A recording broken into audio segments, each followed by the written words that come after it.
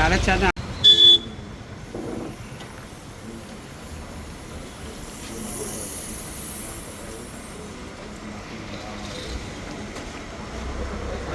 અત્યારે આમને પૂછી રહી છે કે કઈ જગ્યા પર તેઓએ ઝઘડો કર્યો હતો. તે જગ્યા આરોપીઓ બતાવી રહ્યા છે પોલીસને, અને અમે પણ તમને બતાવીશું.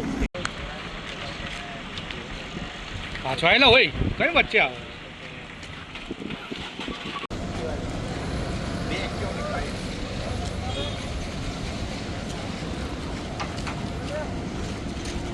ભલે ઉભી રહે, વાંધો નહીં, વાહન રોકો.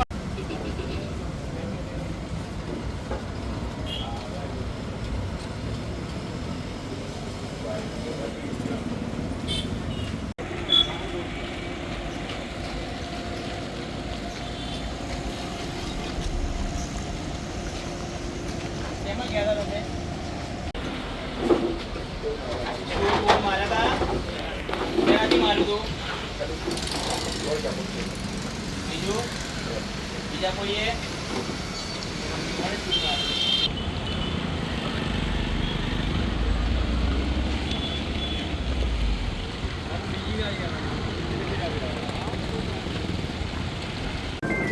બધા ઉપર જો, સામે જો, આ બાજુ બધા સામે જો ઉપર.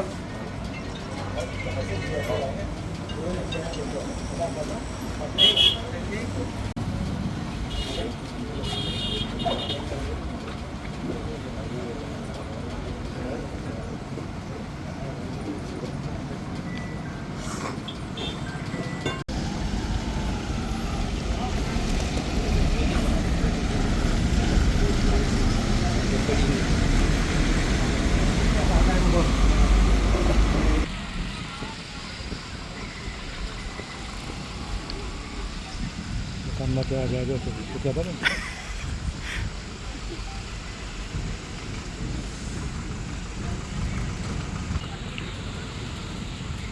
તમે આ બાજુ આવશો.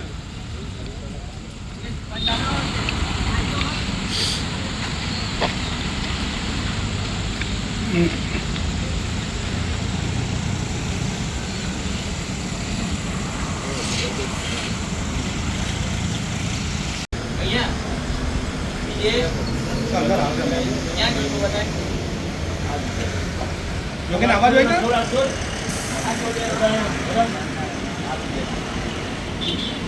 યોગેન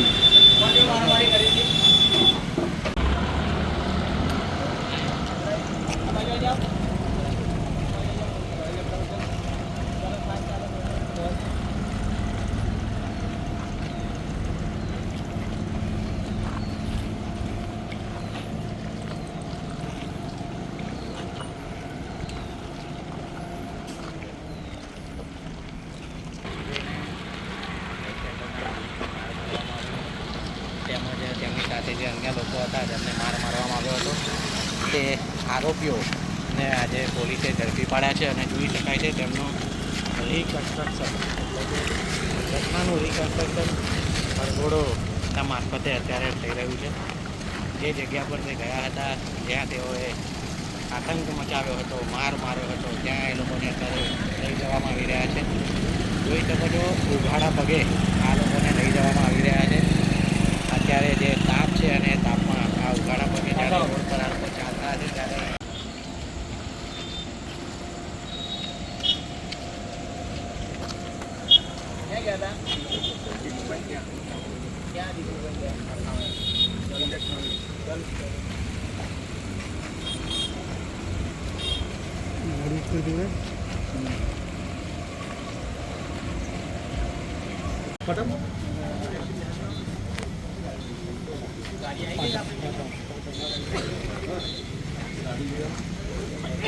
અલ્પેશ